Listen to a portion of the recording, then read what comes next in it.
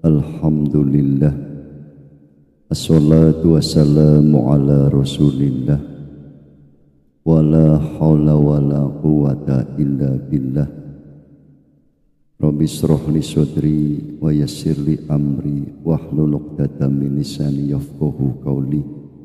Subhanaka la ilma lana illa ma 'allamtana innaka antal alimul hakim. Allahumma sholli ala sayyidina Muhammad wa ala ali sayyidina Muhammad. Allah subhanahu wa ta'ala berfirman dawuh di dalam Al-Quran, alladzina dhalla sa'yuhum fil hayatid dunya wa hum yasabuna annahum yuhsinuna sun'a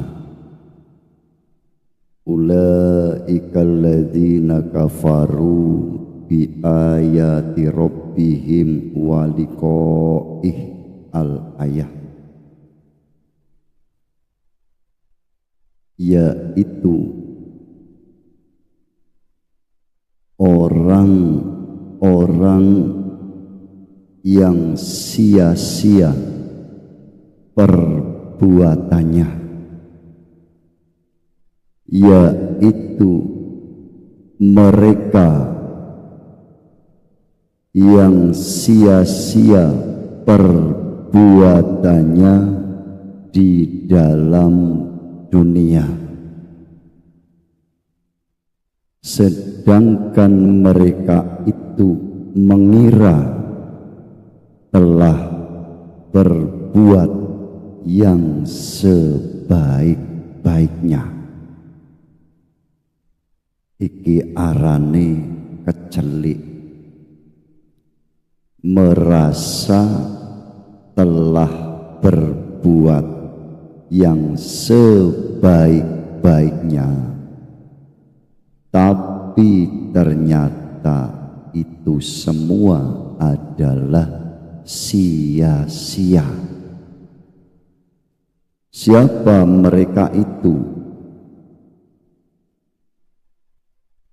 Ulaikal ladzina kafaru bi ayati rabbihim wa liqa'ih. Mereka itu yang perbuatannya sia-sia itu, tapi mengira telah berbuat yang sebaik-baiknya, adalah mereka yang ingkar terhadap ayat-ayat Tuhannya dan mengingkari liqa, pertemuan dengan Tuhannya. Ini sebanyak apapun ibadahnya, sealim apapun ilmunya, wis pokoke sia-sia, tapi yo gak kroso, gak sadar. Padahal Allah subhanahu wa ta'ala di ayat lain juga telah menyampaikan dengan firman-Nya, man kana yarju liqa Allah fa inna ajalallahi la'at. Barang siapa yang ingin berjumpa, bertemu, liqa kepada Allah, maka Allah akan mengatur Allah akan menepati dan Allah itu akan mempertemukan dalam waktu yang diatur oleh Gusti Allah. Iku mang dipahami. Lah wong kon duwe rasa pengen ketemu tok, iku rata-rata gak gelem, gak percaya. Mula apa? Uripe ya sara ngono iku. Ngibadah ya cik sara, gak ngibadah ya sara. Lancene gak ketemu ambek sing disembah iku. Gak ketemu ambek pangerane. Itu di antara beberapa ayat tentang pertemuan dengan Tuhannya. Kapan? Ya saiki. Dudu sesuk yen wis mati iya, bertemu belum tentu.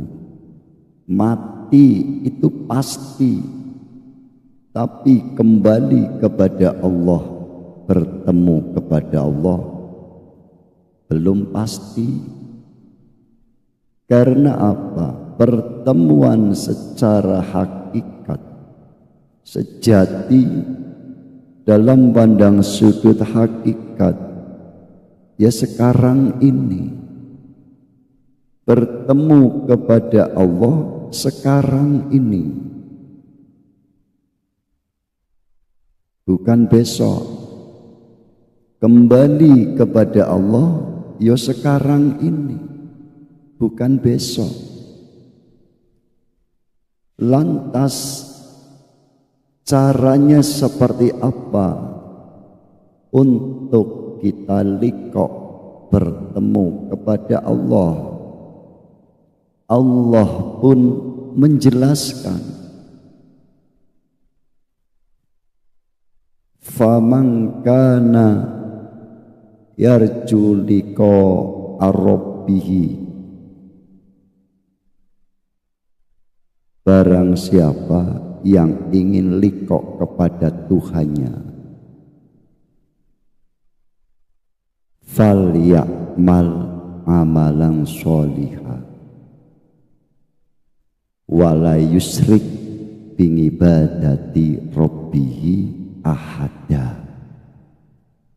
Kalau ndak salah, ya salah yo wancene wong yo panggonane luput dibenerno, sebab rodo-rodo pegel ngantuk nembe pulang dari Bogor.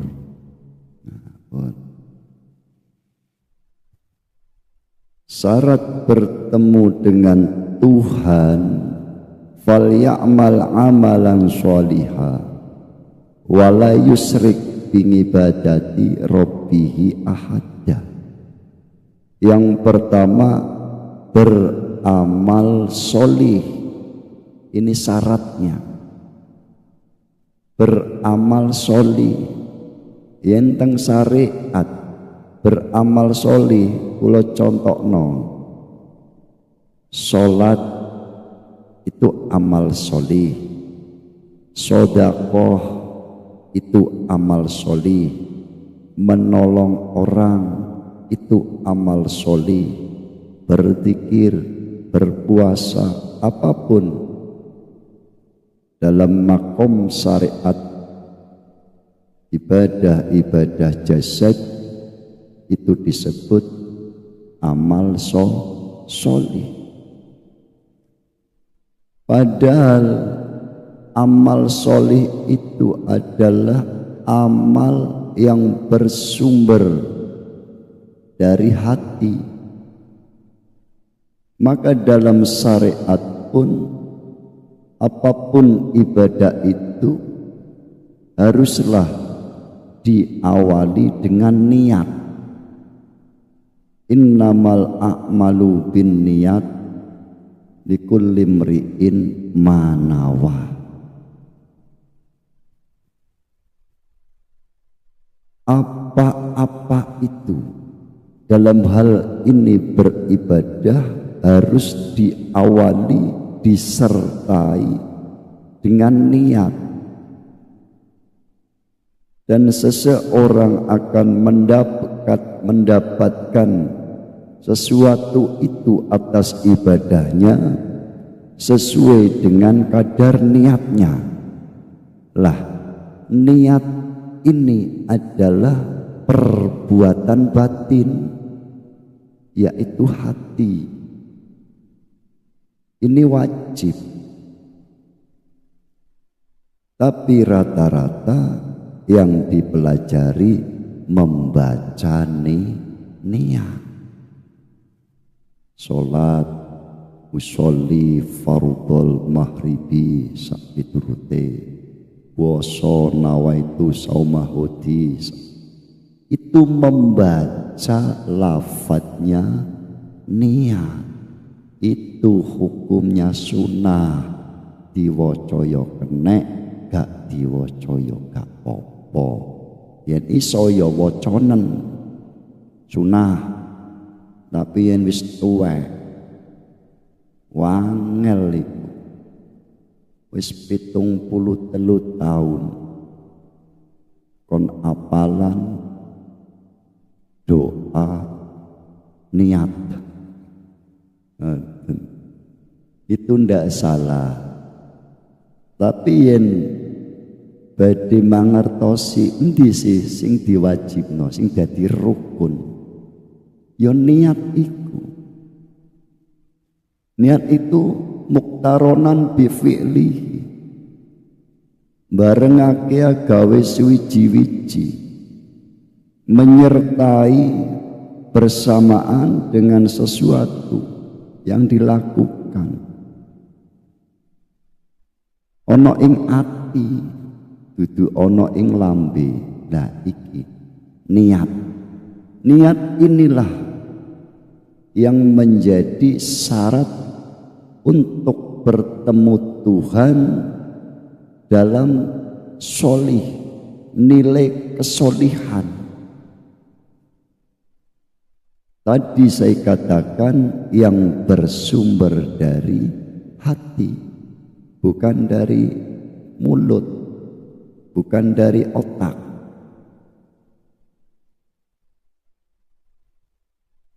Dalam satu makalah Syekh Ibnu Athaillah Al-Askandari dalam Syarhul Hikam juga menjelaskan tentang amal solih itu. Husnul a'mal nataiju husnul ahwal, wa husnul ahwal min tahaqquqi fi maqamatil inzal. Bagusnya amal itu bersumber dari bagusnya hati, dan bagusnya hati itu bersumber dari isinya hati. Lah, isinya hati kita itu apa? Ternyata penuh dengan perkara-perkara selain Allah yang disebut al-ahyar. Al-ahyar itu adalah al-ahyaru fi dzatiha aqdar. Ahyar itu adalah kegelapan. Apapun selain Allah ketika masuk dan memenuhi hatimu, maka akan menggelapkan hatimu. Maka muncul gelisah, resah, gelisah, gundah, gulana. Iki yen gak paham, nanti merasa telah berbuat baik, padahal sia-sia. Lah kok sia-sia? Lo ingkar terhadap ayat-ayat Allah. Lah tadi yang saya sampaikan itu ayat-ayat Allah. Mau diingkari ya monggo. Kalau diingkari pasti sia-sia. Dan ingkar terhadap pertemuan liqa. Dan Gus Dur pun juga menerangkan kang aran soleh bagus kerono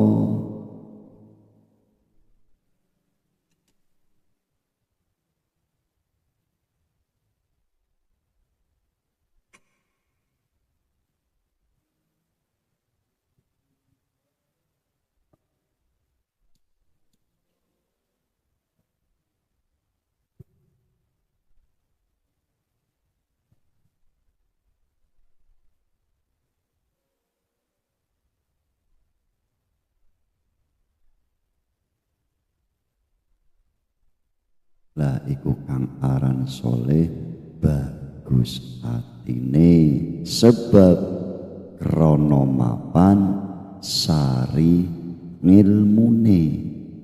Sarinya ilmu, intinya ilmu, utlubul ngilma, carilah satu ilmu yang ilmu itu bisa menghantarkan dirimu mengenal Tuhanmu. Apa laku toriko makrifat uga hakikat manjing rasane. Intinya itu. Apa toriko iku? Nama-nama torikoh yang mutabaroh warobitoh dalam 5 benua di seluruh jagat raya ini kurang lebih dari 40 macam torikoh. Ini sudah saya bahas di kajian, silakan dibuka. Saya tidak mengajarkan itu, tidak. Lantas yang diajarkan itu bagaimana? Yang diajarkan di sini, wa alla wistaqamu ala tariqati la asqainahum ma'an hudaqa. Ini Al-Qur'an. Dan barang siapa yang berjalan di atas jalan tariqah, niscaya Allah akan memberikan air yang cukup. Iki yen syariat yo banyu iku biasa, tapi yen pandang sudut hakikat adalah ma'ul hayat. Ma'ul hayat itu banyu urip, air hidup. Mula apa? Kita enggak makan umpama 1 minggu bisa hidup kalau minum air. Ngoten. Tapi mangan 3 dino gak ngombe banyu. Mudar. Karena air kehidupan. Iku syariat ngoten.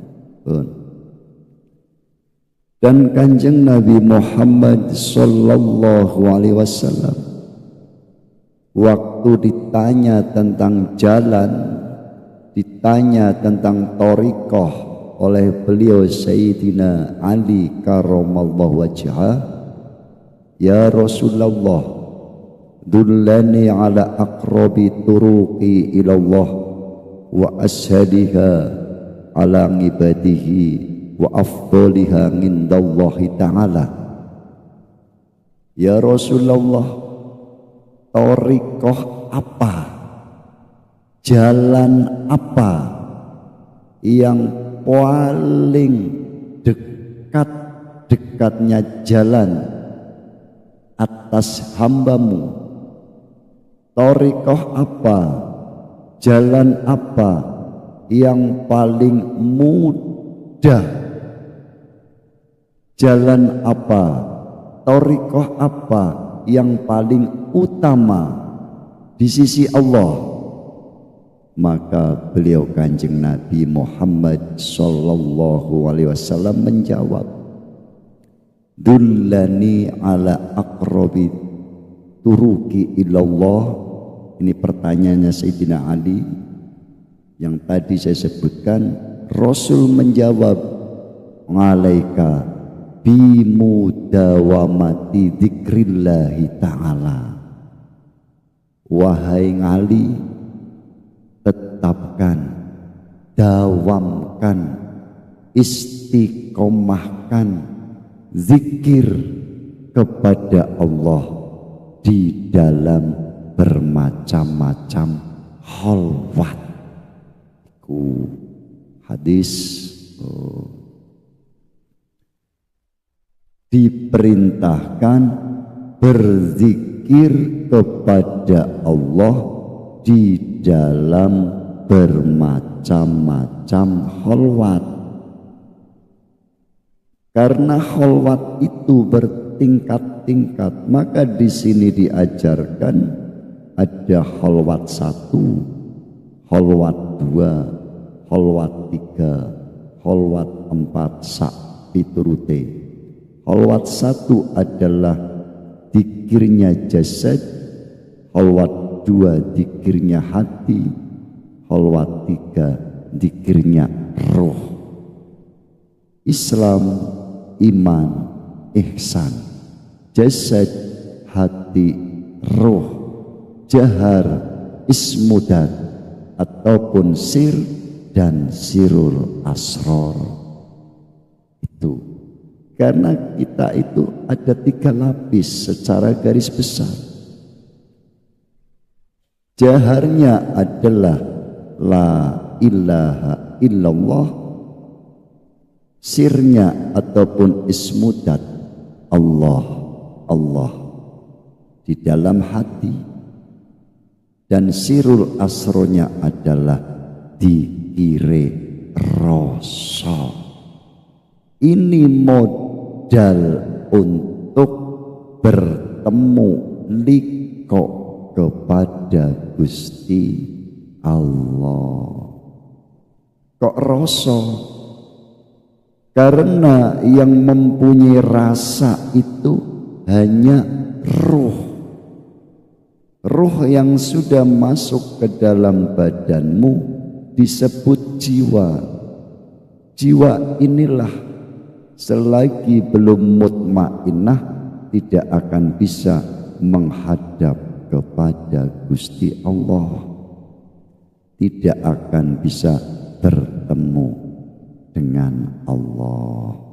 Masih nafsunya itu masih amarah, masih lawamah, masih mulhamah. Seharusnya dididik dari nafsu amarah, dididik menjadi nafsu lawamah, dididik menjadi nafsu mulhamah, sehingga menjadi nafsul mutmainnah, naik rodiyah, mardiyah, sofiyah, kamilah. Ngoten. Ikut thariqah. Laku thariqah lan makrifati. Apa makrifat iku? Makrifat iku ngawruhi dateng Gusti Allah, mengenal Allah. Awaluddin makrifatullah. Awal-awalnya beragama harus mengenal Allah. Orang bisa mengenal Allah apabila mengenal dirinya terlebih dahulu. Makolahnya seperti apa? man arafa nafsahu faqad arafa rabbahu. Barang siapa yang mengenal dirinya, maka sungguh akan mengenal Tuhannya. Ini makrifat. Lah, makrifat ini bertingkat-tingkat, berkelas-kelas, bermakom-makom. Ada ma'rifatul af'al, ma'rifatul asma, ma'rifatul sifat, ma'rifatul dat. Tinggal kita di mana mengenal Allah. Contoh,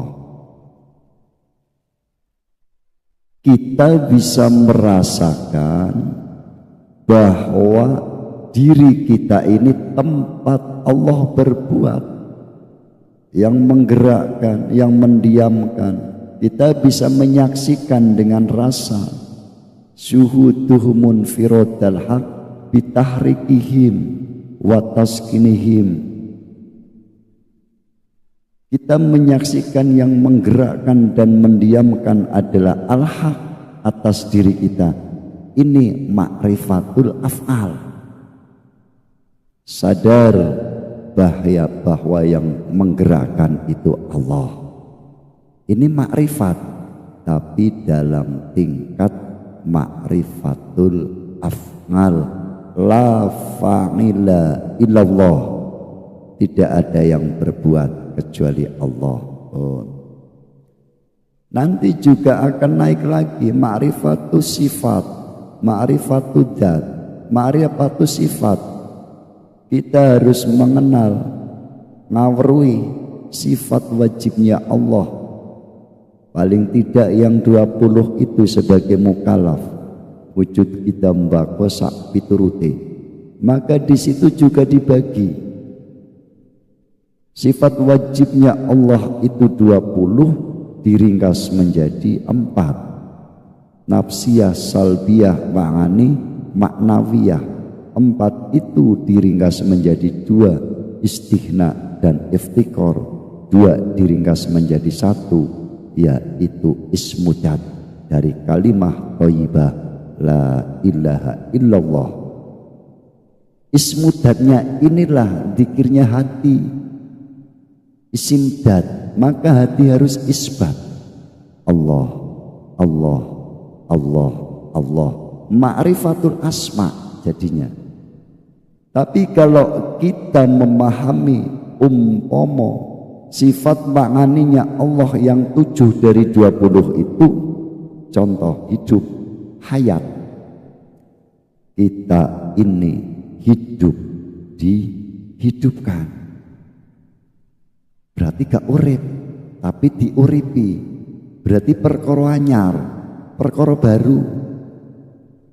Kalau merasa hidup, semestinya panjenengan gak mati. Kalau merasa hidup, gak akan mati. Bukti kita itu dihidupkan, kenapa dimatikan? Berarti yang hidup itu sendiri adalah Allah dari sisi sifat. Maka kita mengenal makrifat sifat. Sadarlah, rasakan, saksikan. Itu Allah yang maha hidup. Kita hanya hidup yang dihidupkan, wujud yang diwujudkan, ada yang diadakan. Nah, iki makrifat sifat. Itu hanya contoh. Naik lagi, uga hakikat manjing ing rasane. Apa hakikat itu? Hakikat secara duhot yang sejatinya, yang sesungguhnya, yang sebenar-benarnya. Itu hakikat secara duhot, secara bahasa. Tapi secara pengertian ataupun pemahaman, hakikat itu adalah puncak kesadaran. Puncak kesadaran itulah hakikat. Contoh, orang yang sudah sampai makom hakikat, beliau itu akan meletakkan ilmu di dalam perbuatan. Tidak di lambe, tapi sudah di perbuatan. Pasti ilmu diletakkan di situ. Karena mengenal Allah, Allah Rahman, pengasih. Orang yang hakikat itu, dia pasti dermawan. Karena satu frekuensi, konsepnya, konsep kesadaran jiwa dalam bertuhan. Lah iki kebanyakan beragama tapi tidak mengenal Tuhan. Itu hakikat. Hakikat iki dalam istilah lain disebut laduni, ilmu yang langsung dari Allah. Dan seseorang yang terlewati oleh laduni dari Allah, waktu ia berbicara tidak akan menyadarinya. Tapi setelah beberapa waktu baru sadar, ternyata yang tadi aku katakan bukan aku. Fabi yasma'u, fabi yubsiru, fabi yamtiku, lan sak piturute.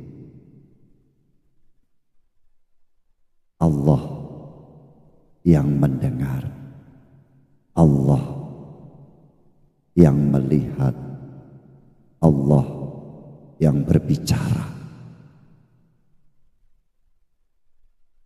Pendengaranku bukan pendengaranku lagi, tapi sudah menjadi pendengaran Allah.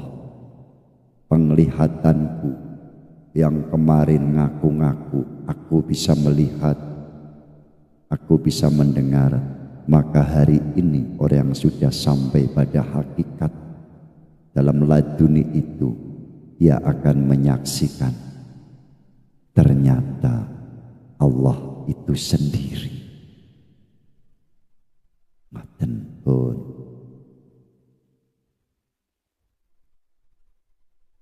liko bertemu dengan Allah, yang pertama syaratnya amal solih. Tadi sudah saya terangkan. Yang kedua, wala yusrik bingibadati rabbihi ahada. Janganlah kamu menyekutukan Tuhanmu dengan apapun. Dengan apapun, gak boleh. Nah, syirik itu secara garis besar ada dua. Syirik dohir yang tampak, maka syirik ini disebut syirik jali. Yang kedua, syirik yang lembut, tidak tampak, disebut syirik khafi. Syirik jali adalah syirik yang tampak. Contoh, kita umpomo menyembah patung, menyembah pohon, ini syirik jali. Dan orang-orang yang duduk di syariat insya Allah paham, tidak mungkin akan menyembah pohon, tidak mungkin akan menyembah batu, karena itu syirik. Orang yang menyandang syirik maka disebut musyrik. Tapi elingo dulur, ingatlah, syirik jeli dirimu bisa terbebas, merasa tidak menyekutukan Allah. Tapi elingo, hatimu itu penuh berhala maknawi. Apa? Ada perkara-perkara selain Gusti Allah. Ini menyekutukan. Contoh, kita dalam sholat pasti di dalam niat itu secara bacaannya lillahi ta'ala, karena Allah. Membacanya kan seperti itu, tapi prakteknya krono swarga. Sholat krono swarga. Iki sirik. Sirik khafi. Seakan-akan tidak menyekutukan, seakan-akan itu benar. Berarti enggak paham tentang niat, karena niat itu ranah batin, sementara yang dipelajari ranah dohir. Surga itu makhluk ciptaan Allah. Loh kok jadi tujuan? Ini biasanya terjadi atas orang-orang golongan al-ubad yang masih duduk di tingkat syariat. Disebut al-ubad, orang yang tekun beribadah, jamaah rajin, tadarus rajin, ngaji yo rajin, sak piturute, tapi tujuannya dudu Allah, tujuannya upah. Mula sering saya sampaikan, ngibadah iku dudu kerja, tapi ngewulo marang Gusti Allah. Ibadah itu bukan kerja, tapi mengabdi kepada Allah. Yen kerja yo njaluk upah swarga. Ini al-ubad. Bahkan yang masih duduk di thariqah, ketika thariqah itu disyariatkan, tidak masuk kepada tauhid yang benar, tetap ya tamidu alaiha fi dukhulil jannah wa tana'umi fiha. Tujuannya hanya ingin masuk ke dalam surga dan kenikmatan-kenikmatan di dalam surga. Wan najati min ngadabillahi ta'ala, dan tidak ingin mendapatkan siksa dari Allah. Iki wong syariat.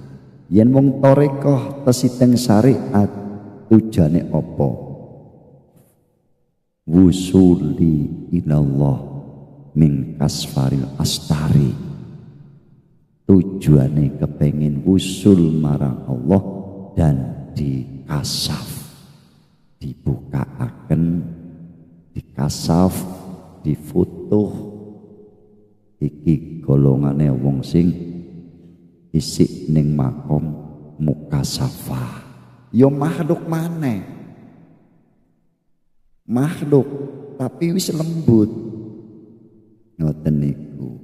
Orang kalau sudah masuk di mukasafah nuwun sewu akan kagum, bahkan di situ tidak jarang yang tergelincir sehingga tidak bisa wusul liqo bertemu Tuhannya.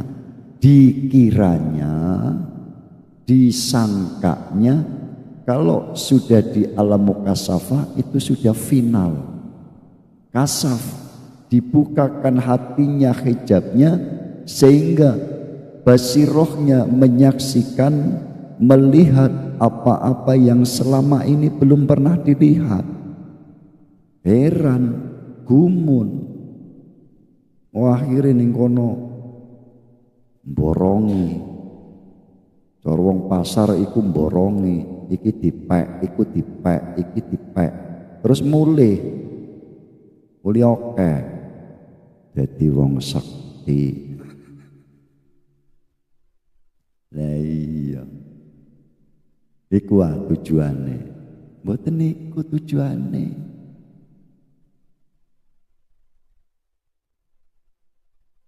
Iso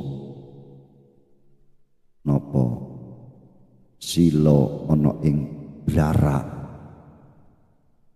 bersila di atas daun, duduk di atas daun. No manuk yo iso dikira wali ngono. Kleru. Oh. Kasaf itu juga ada dua. Kasaf suwari dan kasaf maknawi. Maka bagi orang yang ingin tujuannya liqa Allah, apabila difutuh di kasaf suwari yang hubungannya dengan makhluk, abaikan, jangan berhenti. Weruh jimat terus dicupuk terus mulih umpama terus dadi wong sugih. Umahe oke, bojone nambah, ngopine yo oke, duwite oke. Terus wong-wong umum iku nek dudu wali gak mungkin doane mustajabah. Iku wong kejebak dulur, wong kejebak. Ngoten iku yen gak keparek ambek Gusti Allah, doane gak ampuh, gak mungkin iku. Iki wali iki. Ngoten iku. Mboten ngoten. Wali iku ya sing ora duwe rasa kuwatir. Ala inna auliya Allah la khaufun 'alaihim wa lahum yazanun. Ingatlah, wali-wali Allah itu tidak ada rasa takut dan khawatir apapun. Lagi entek rokok ngeluh, entek duwike cemas, entek berase cemas, khawatir. Iki dudu wali dulur dudu, iku padha karo wong umum nembe diperjalankan di alam muka safa. Orang yang niat dengan kesolihan yang benar dalam khalwat atas berzikir itu, ketika masuk di alam mukasafah pasti ada suara hakikat. Teruslah, terus, jangan berhenti, jangan celingak-celinguk, ingak-inguk. Apa iku? Bek-bekne kecopet, terpukau. Iki ana sing bening-bening tibake ngono. Terpukau. Ada suara hakikat, lanjut, jangan berhenti. Lah, nanti kalau masuk ke dalam kasaf maknawi, perhatikan itu, tidak apa-apa. Maknawi itu sudah bukan makhluk, bukan. namanya saja maknawi. Maknawi itu sampun ranah rasa, masuk ke dalam rasa, yaitu roh yang dari Allah. Maknawi, mula pareke Allah iku bangsa maknawi, bukan bangsa lafzi, bukan bangsa jahri sanes, maknawi. Apa sih maknawi itu? Jauh tak berjarak, dekat tak bersentuh. Ojo dipikiri, dirasakno. Maknawi sing iso paham iku yen rasane wis urip. Tapi rasa kita telah dimatikan oleh nafsu, mati rasa. Padahal ihsan itu mengajarkan anta budallaha ka'annaka tarah. Menyembahlah, menghadaplah kepada Allah seakan-akan dirimu itu melihat Gusti Allah. Ya ora iso. Ora iso. Penglihatan basaria, matanya dohir ini tidak bisa menyaksikan Allah. Fa in lam takun tarah fa innahu yaraka. Yen gak iso eruh marang Allah, mongko awakmu kudu duwe rasa dipirsani kan Gusti Allah. Apabila dirimu tidak bisa melihat Allah, maka dirimu harus bisa merasa dilihat oleh Allah. Rasa itu maksudnya.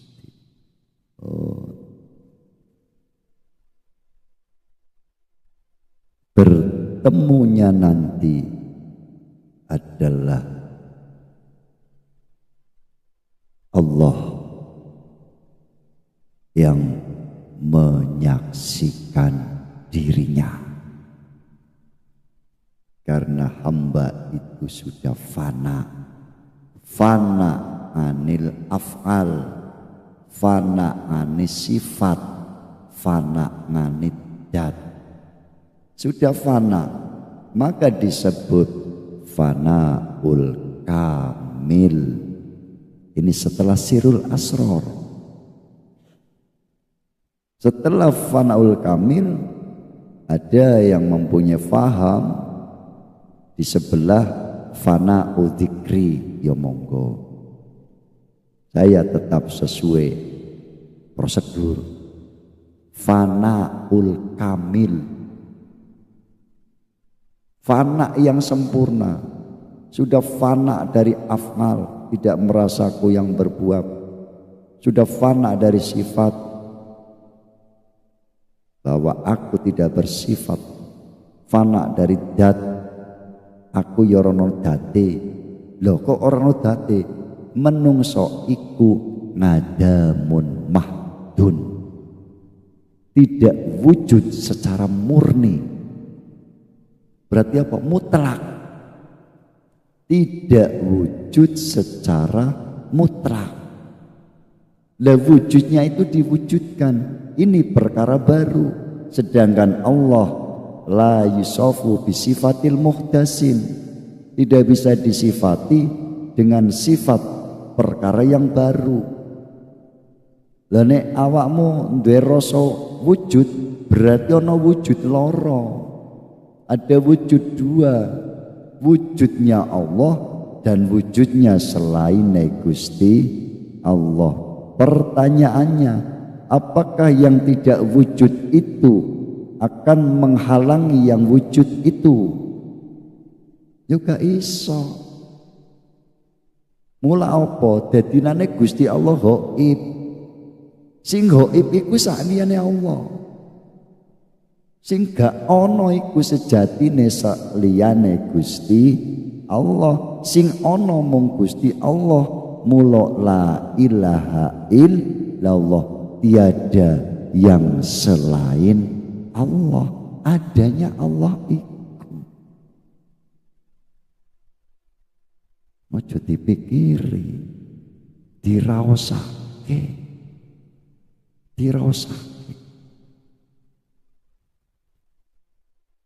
Allah hidup, awakmu ya rumangsa urip. Ana urip loro, sirik mboten. Ya wis kok diraosake mawon. Mulane apa? Gak iso liko nek kaya ngono. Allah ada, dirimu juga merasa ada. Berarti ada dua ada. Padahal tadi katanya membaca kalimat tauhid la ilaha illallah, tiada yang selain Allah. Kenapa dirimu ada? Nun sewu, kalau dirimu merasa ada, maka Allah jadi tidak ada. Tidak ada.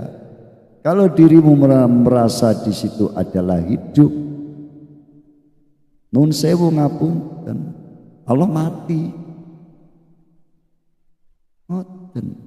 Kalau dirimu merasa wujud, maka Allah tidak wujud.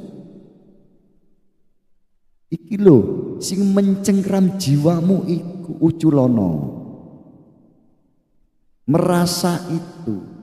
Nah, merasa itulah yang dinamakan keakuan diri, kemelekatan diri.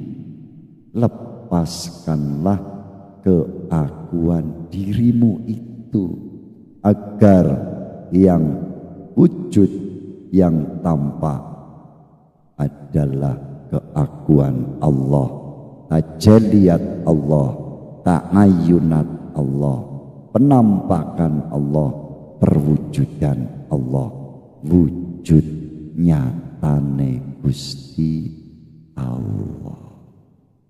Ketemu nek pun mesti penak uripe iku. Sebab sampun fana. Dan nek sampun fana, sudah fana, maka naik ke makom bako. Yang bako itu hanya Allah. Selain Allah itu tidak bako, tidak kekal. Tapi elingo, di dalam dirimu ada yang kekal. Roh itu yang dari Allah dan yang maha kekal. Ketika roh sudah kembali ke Allah, menghadap kepada Allah, bertemu Allah, maka akan kekal. Orang-orang yang sudah wusul ilallah, sampai kepada Allah, kembali kepada Allah, sejatinya tidak akan mengalami mati. Sebab sudah mematikan keakuan diri. Ngaten. Ya penak. Lah nek iki gak gelem koyok ngono, konsepnya akan kebalik. Urip ya wedi urip, wedi gak mangan, wedi gak rabi, wedi gak cukup, iku urip hidup tapi tidak berani menghadapi hidup. Ketambahan takut mati, hidup takut mati gak berani. Iki gak cetok, gak jelas, harus diperjelas. Memperjelasnya seperti apa? Kenali dirimu dulu, kenali, nanti akan mengenal Tuhanmu. Karena beragama itu harus diawali dengan mengenal Tuhan. Awaluddin ma'rifatullah. Ini sebagian cara mengenali diri. I'lam annal insana murakabun min ngasarati latoifa homsun minha tusama alamal amri wahiyya al-qalbu waruhu wasiru wal khofiyu wal ahfa wa homsun minha tusama alamal holki wahiyya latifatun nafsi wal anasirul arba wahiyya al-ma'u wal hawa'u wan naru wat turabu. Di dalam diri kita itu ada dua bagian, jisim dan roh. Iklam anal insana majmu'u syai'aini jismi wa ruhin. Manusia itu tempat berkumpulnya dua perkara, jisim dan roh. Jisim ini dinamakan holki, jasad dohir. Batin ini dinamakan amr, alamal amri dan alamal holki. Yang di alamal holki itu 5, yang di alamal amri itu pun 5. Ini cara mengenali diri, perlu proses. Ini saja yang saya sampaikan, mudah-mudahan bisa membawa manfaat dan barokah. Allahumma sedaya lebat nyuwun pangapunten, hadanallah wa iyyakum wal ngafa minkum. Summa assalamu alaikum warahmatullahi wabarakatuh.